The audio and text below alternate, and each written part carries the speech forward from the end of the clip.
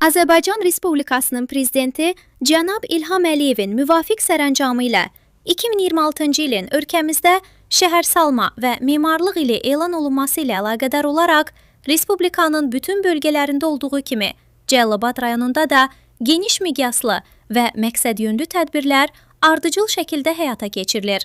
Sözü gedən sərəncamdan irəli gələn vəzifələrin icrasını təmin etmək məqsədi ilə Cəlilabad rayon İcra Hakimiyyətinin təşkilatçılığı ilə 23 aprel 2026-cı il tarixdə Cəlilabad şəhəri Qurtuluş küçəsində ağac əkmə, əkilmiş ağaclara aqrotexniki qulluq, abadlıq, təmizlik işlərinin gücləndirilməsi və ictimaiyyətin ekoloji mədəniyyətinin artırılması ilə bağlı aksiyası təşkil olunub.